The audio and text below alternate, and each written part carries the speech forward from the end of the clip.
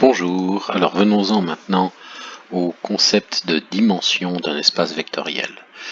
C'est quelque chose, bon à nouveau, c'est quelque chose qui est utile, je veux dire, il est utile de savoir comment ça fonctionne, c'est surtout les critères de base là que vous voyez en bas qui vont être utiles pour nous, mais pour la démonstration de ce qui est nécessaire pour la dimension, c'est quelque chose d'assez fastidieux, même si c'est pas très compliqué. On va voir un petit peu. Là, je vais pas faire la démonstration en détail, je vais juste vous dire peut-être comment on le démontre, mais c'est tout. Alors, il y a un théorème qui s'appelle le lemme de l'échange, ou le lemme de Steinitz, ou le lemme de Grassmann, ou le théorème sur la dimension des espaces vectoriels. Vous voyez, il a beaucoup de noms. Mais en gros, il revient à ça. Si je prends un espace vectoriel, une famille libre et une famille génératrice, alors la cardinalité de la famille libre est toujours plus petite ou égale à la cardinalité de la famille génératrice. Alors cardinalité, c'est le nombre d'éléments. Donc le nombre de vecteurs qu'il y a dans la famille libre est toujours plus petit ou égal au nombre de vecteurs qu'il y a dans la famille génératrice. Comment on démontre ça? Alors il y a plusieurs façons de faire.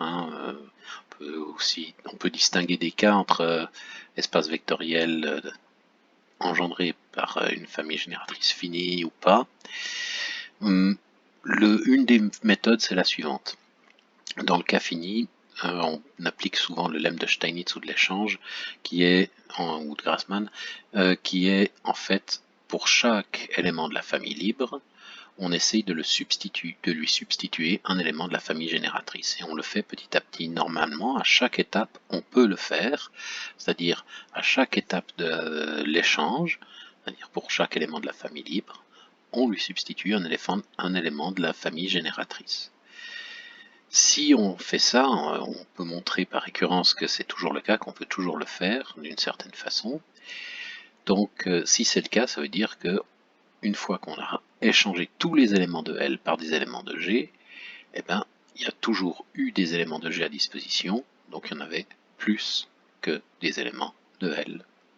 Voilà, ça c'est une façon de faire pour démontrer ceci. Une autre méthode un tout petit peu plus compliquée, mais enfin qu'on peut comprendre, si on peut procéder par l'absurde.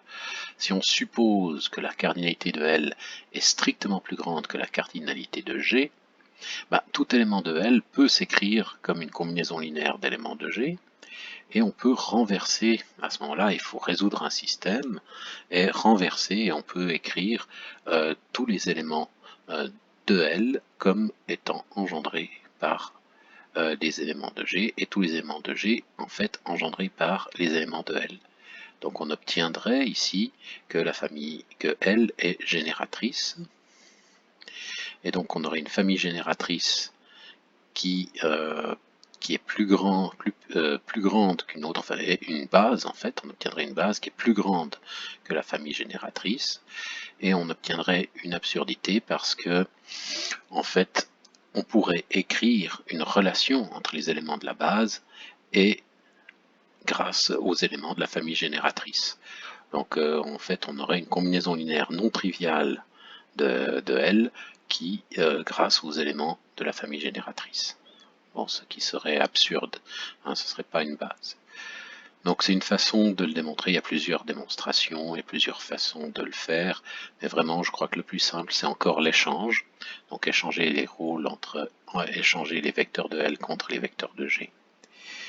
Bref, mais bon, cette propriété est assez crédible, je crois, on peut se faire une bonne idée que c'est vrai. Un corollaire de ça, c'est que deux bases ont toujours la même cardinalité, le même nombre d'éléments de base d'un même espace vectoriel. Pourquoi? Parce que les deux bases sont à la fois libres et génératrices, donc on peut utiliser la première base ici, la deuxième base là, et puis on peut faire le contraire, la deuxième base ici, la première base là, et on obtient l'égalité entre les cardinalités. Donc, deux bases d'un même espace vectoriel ont le même nombre d'éléments. Quelle que soit la base. Il y a une infinité de bases possibles, mais elles ont toutes la même taille. Ce qui conduit à cette définition, qui est la définition de la dimension, du nombre de degrés de liberté, si on veut. La dimension, c'est la cardinalité d'une base. Puisqu'elles ont toutes la même cardinalité, une base quelconque nous donne sa cardinalité nous donne la dimension de l'espace vectoriel. Voilà, donc ça c'est pour la partie abstraite. Maintenant venons-en au concret, ce qui va vraiment nous être utile, c'est des conditions pour déterminer si une famille est une base ou pas. Alors, il y a 3 critères équivalents. Bon, une famille est une base de l'espace vectoriel, c'est ce qui nous intéresse la plupart du temps. On peut remplacer en fait ce critère, enfin cette propriété, on peut vérifier à la place que la famille est libre, ça c'est nécessaire pour être une base, et qu'en plus sa cardinalité est la dimension de l'espace vectoriel. Alors qu'est-ce qui se passe ici? Si on a une famille libre dont la cardinalité est celle de l'espace vectoriel, si on ajoute un vecteur quelconque, forcément ça ne peut pas être une base. Ça ne peut pas être une base, ça devient une famille liée, et comme c'est une famille, pour rappeler qu'une famille libre du coup doit être de cardinalité plus petite que la dimension, donc ça doit être une famille liée, comme c'est une famille liée, le nouveau vecteur qu'on a ajouté, il est combinaison linéaire des autres, donc c'est une base, c'est générateur. Et de même, si la famille est génératrice, et que la cardinalité de la famille génératrice est égale à la dimension, alors c'est une famille libre, ça se démontre à peu près de la même façon. Donc c'est ça qu'on utilise. Si on a par exemple l'espace euclidien en dimension 2, ça veut dire que pour avoir une base, il faut 2 vecteurs. Absolument 2 vecteurs. Il suffit de vérifier qu'ils sont libres, qu'ils forment une famille libre pour que ce soit une base. Ou il suffit de vérifier qu'ils sont générateurs pour que ce soit une base. Voilà comment on l'utilise. Merci. À bientôt.